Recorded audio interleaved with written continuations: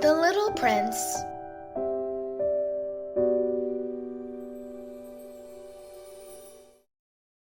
"Who are you?" he demanded, thunderstruck. "Goodbye," he said. "Goodbye," said the fox. "And now, here's my secret, a very simple secret. It is only with the heart that one can see rightly.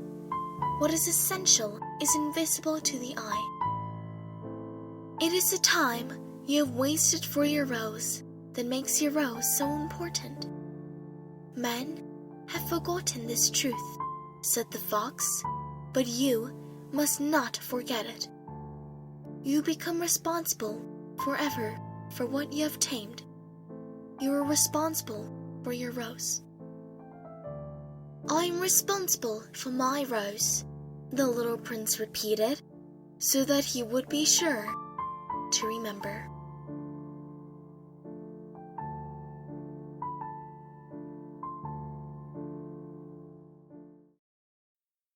"Good morning," said the little prince. "Good morning," said the railway switchman. "What do you do here?" the little prince asked. "I sort out travelers in bundles of 1,000, said the switchman. "I send off the trains that carry them, now to the right, now to the left." And a brilliantly lighted express train shook the switchman's cabin as it rushed by with a roar like thunder. "They are in a great hurry," said the little prince. "What are they looking for?" "Not even the locomotive engineer knows that," said the switchman. And a second brilliantly lighted express train thundered by, in the opposite direction. "Are they coming back already?" demanded the little prince. "These are not the same ones," said the switchman. "It is an exchange." "Were they not satisfied where they were?" asked the little prince. "No one is ever satisfied where he is," said the switchman. And they heard the roaring thunder of a third brilliantly lighted express. "Are they pursuing the first travelers?" demanded the little prince. "They are pursuing nothing at all," said the switchman. "They are asleep in there, or if they are not asleep, they are yawning. Only the children are flattening their noses against the window panes." "Only the children know what they are looking for," said the little prince. "They waste their time over the rag doll, and it becomes very important to them. And if anybody takes it away from them, they cry." "They are lucky," the switchman said. "Good morning," said the little prince. "Good morning," said the merchant. This was a merchant who sold pills that had been invented to quench thirst. You need only swallow 1 pill a week, and you would feel no need of anything to drink. "Why are you selling those?" asked the little prince. "Because they save a tremendous amount of time," said the merchant. "Computations have been made by experts. With these pills, you save 53 minutes in every week." "And what do I do with those 53 minutes?" "Anything you like." "As for me," said the little prince to himself, "if I had 53 minutes to spend as I liked, I should walk in my leisure toward a spring of fresh water." It was now the 8th day since I had had my accident in the desert, and I had listened to the story of the merchant as I was drinking the last drop of my water supply.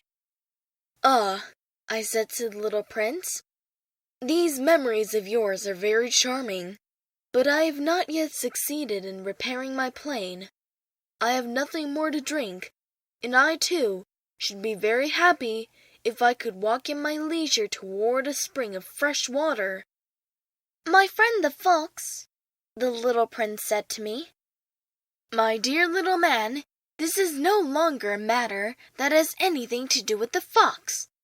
"Why not?" "Because I am about to die of thirst." He did not follow my reasoning, and he answered me, It is a good thing to have had a friend, even if one is about to die. I, for instance, am very glad to have had a fox as a friend. He has no way of guessing the danger, I said to myself. He has never been either hungry or thirsty. A little sunshine is all he needs. But he looked at me steadily and replied to my thought, I am thirsty too. Let us look for a well. I made a gesture of weariness. It is absurd to look for a well at random in the immensity of the desert. But nevertheless, we started walking. When we had trudged along for several hours in silence, the darkness fell, and the stars began to come out. Thirst had made me a little feverish, and I looked at them as if I were in a dream. The little prince's last words came reeling back into my memory. Then you are thirsty too? I demanded. But he did not reply to my question. He merely said to me, Water may also be good for the heart. I did not understand this answer, but I said nothing. I knew very well that it was impossible to cross-examine him. He was tired. He sat down. I sat down beside him, and, after a little silence, he spoke again. The stars are beautiful because of a flower that cannot be seen. I replied, Yes, that is so. And, without saying anything more, I looked across the ridges of sand that were stretched out before us in the moonlight. The desert is beautiful, the little prince added. And that was true. I have always loved the desert. One sits down on a desert sand dune, sees nothing, hears nothing. Yet, through the silence, something throbs and gleams. What makes the desert beautiful, said the little prince, is that somewhere it hides a well. I was astonished by a sudden understanding of the mysterious radiation of the sands. When I was a little boy, I lived in an old house, and a legend told us that a treasure was buried there. To be sure, no one had ever known how to find it. Perhaps no one had ever looked for it, but it cast an enchantment over that house. My home was hiding a secret in the depths of its heart. Yes, I said to the little prince, the house, the stars, the desert. What gives them their beauty is something that is invisible. I am glad, he said, that you agree with my fox. As the little prince dropped off to sleep, I took him in my arms and set out walking once more. I felt deeply moved and stirred. It seemed to me that I was carrying a very fragile treasure. It seemed to me, even, that there was nothing more fragile on all earth. In the moonlight, I looked at his pale forehead, his closed eyes, his locks of hair that trembled in the wind, and I said to myself, What I see here is nothing but a shell. What is most important is invisible. As his lips opened slightly, with the suspicious of a half-smile, I said to myself, again, What moves me so deeply about this little prince who is sleeping here is his loyalty to a flower, the image of a rose that shines through his whole being like the flame of a lamp even when he is asleep. And I felt him to be more fragile still.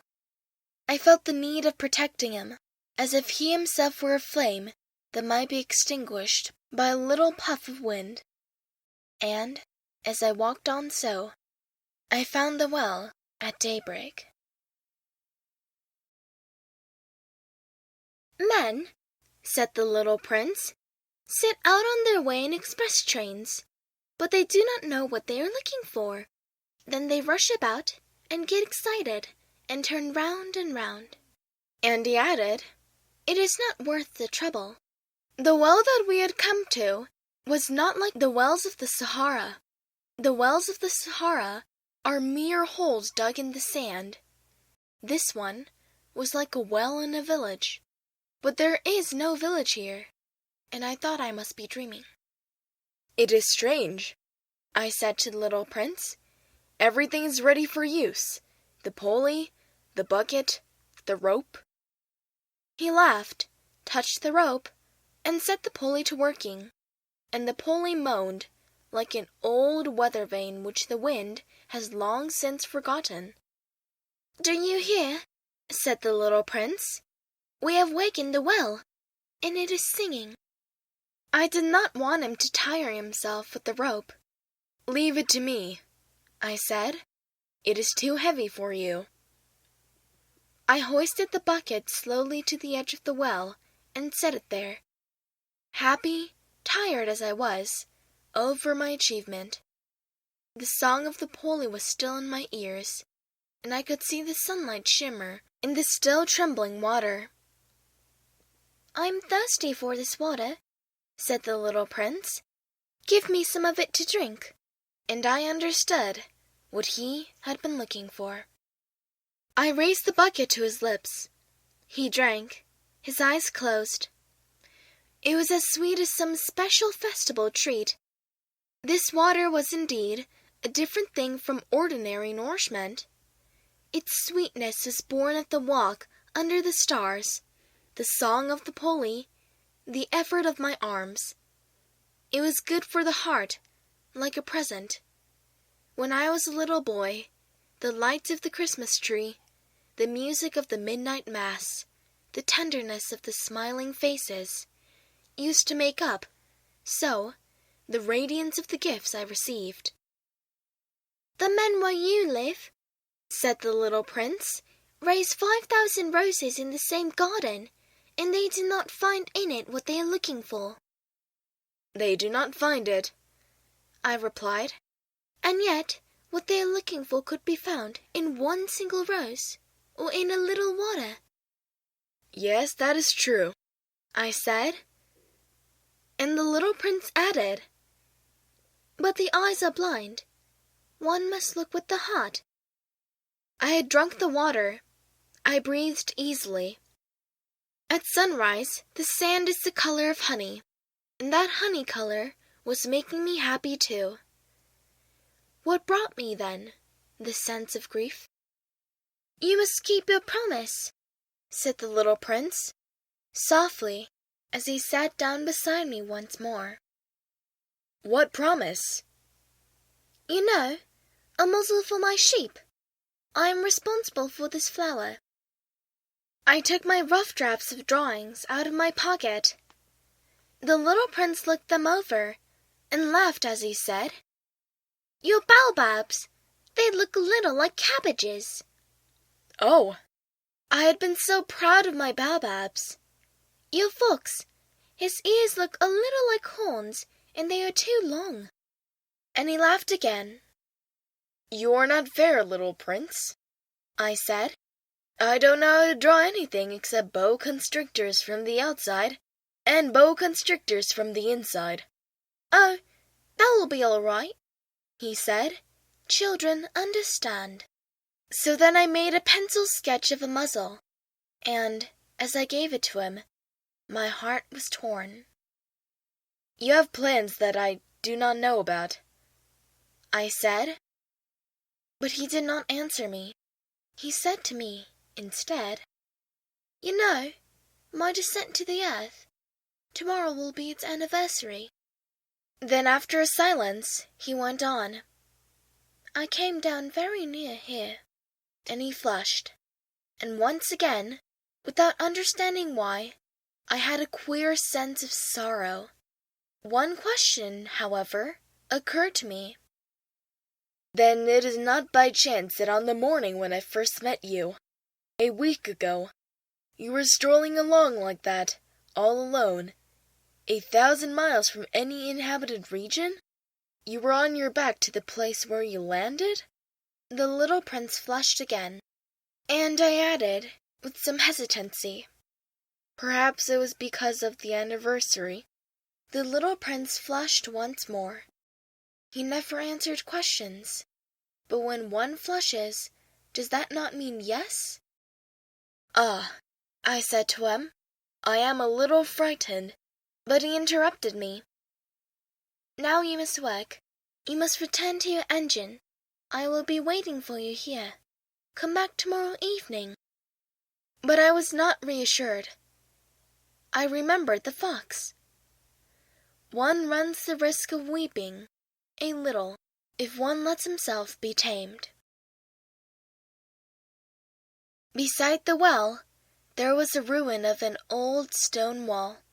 When I came back from my work the next evening, I saw from some distance away my little prince sitting on top of a wall with his feet dangling, and I heard him say, "Then you don't remember.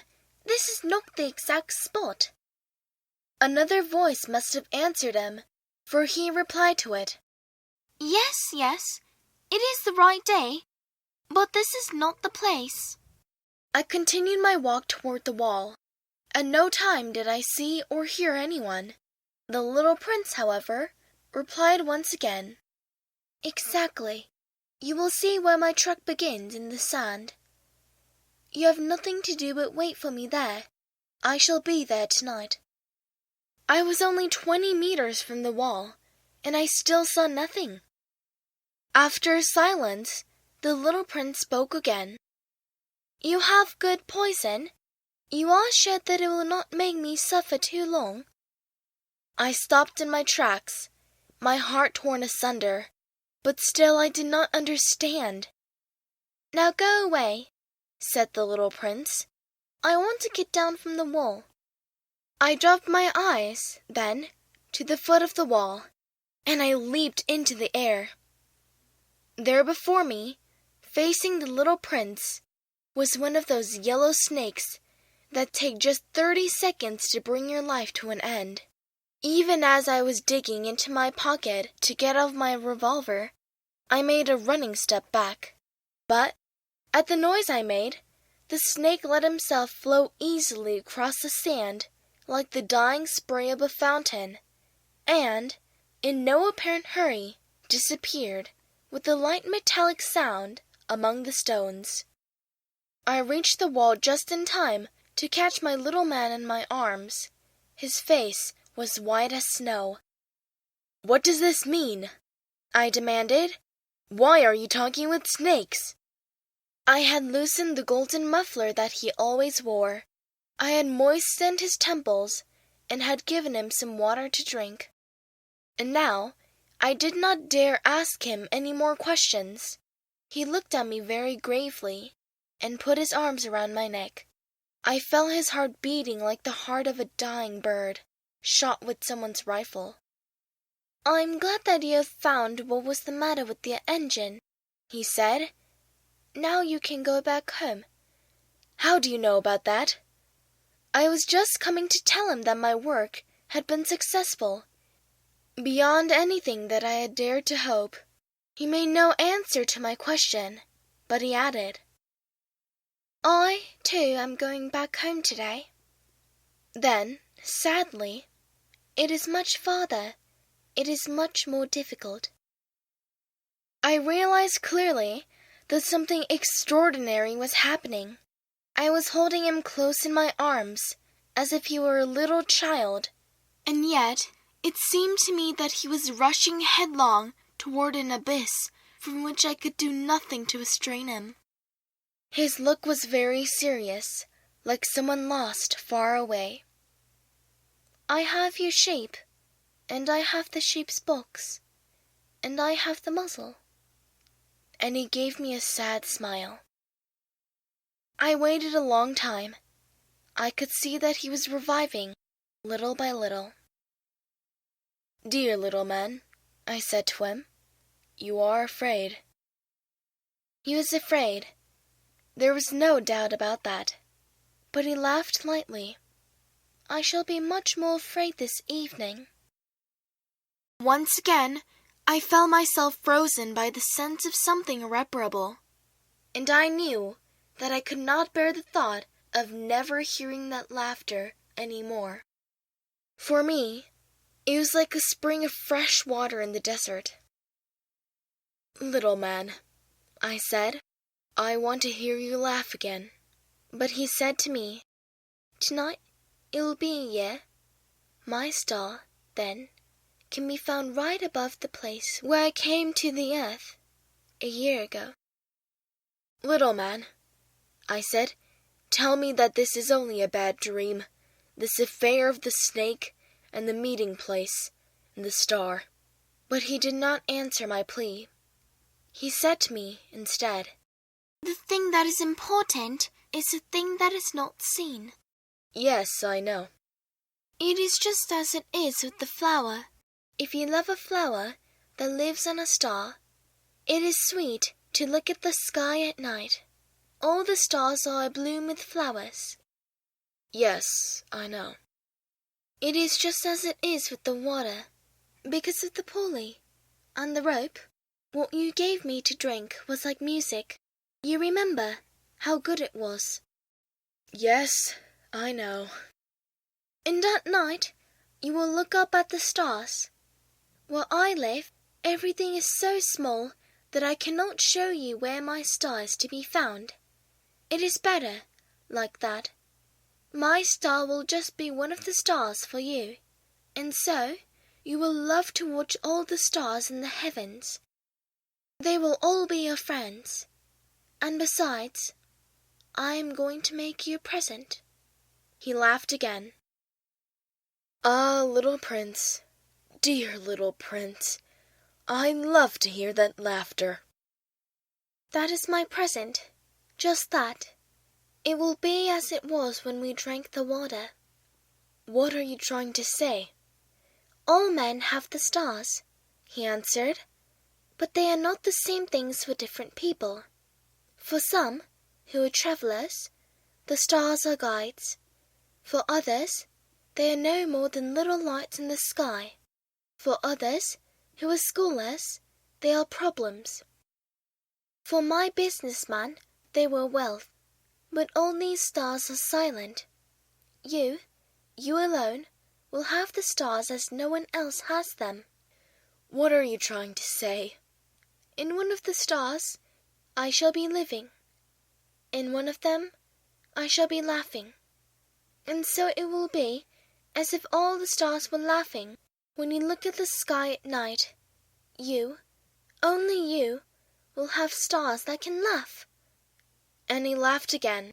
"And when your sorrow is comforted, you will be content that you have known me. You will always be my friend. You will want to laugh with me. And you will sometimes open your window, so, for that pleasure, and your friends will be properly astonished to see you laughing as you look up at the sky. Then you will say to them, 'Yes, the stars always make me laugh,' and they will think you are crazy. It will be a very shabby trick that I shall have played on you." And he laughed again. "It will be as if, in place of the stars, I had given you a great number of little bells that knew how to laugh." And he laughed again.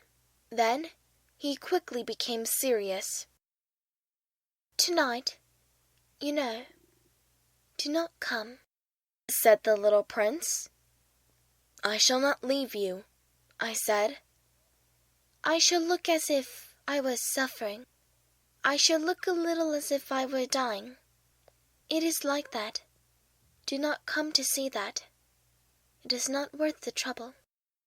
"I shall not leave you." But he was worried. "I tell you, it is also because of the snake. He must not bite you. Snakes, they are malicious creatures. This one might bite you just for fun."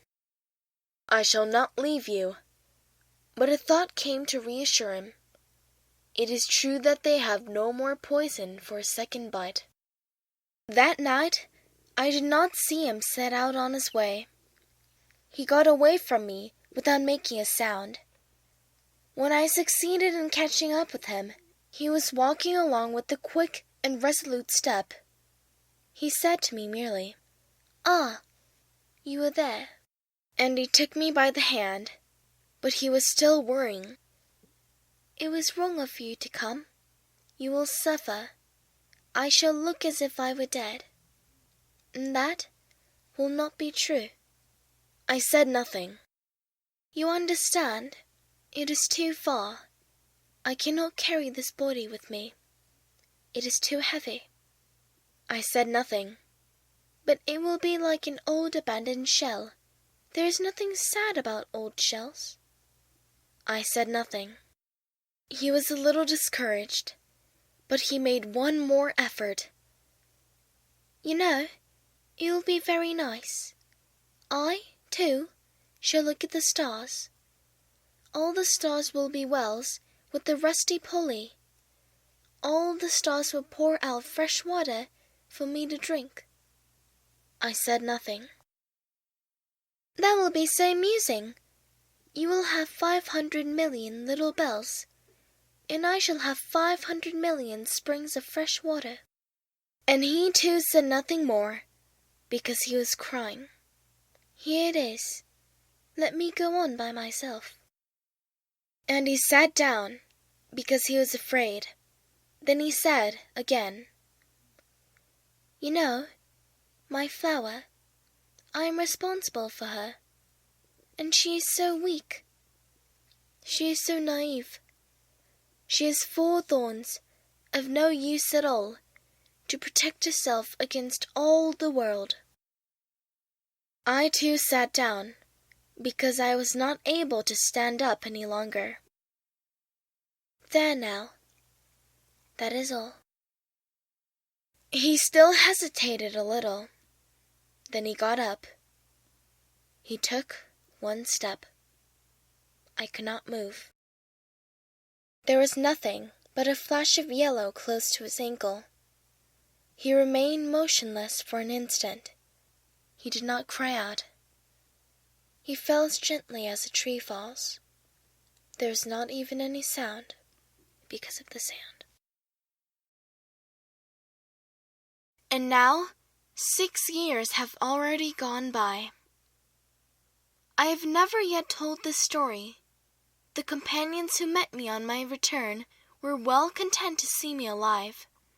I was sad, but I told them, I'm tired.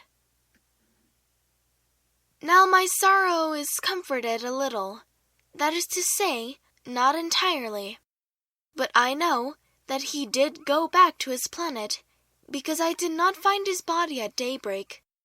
It was not such a heavy body, and at night I love to listen to the stars. It is like 500 million little bells. But there is one extraordinary thing. When I drew the muzzle for the little prince, I forgot to add the leather strap to it. He will never have been able to fasten it on his sheep. So now I keep wondering, what is happening on his planet? Perhaps the sheep has eaten the flour. At one time I say to myself, surely not. The little prince shuts his flour under a glass globe every night, and he watches over his sheep very carefully.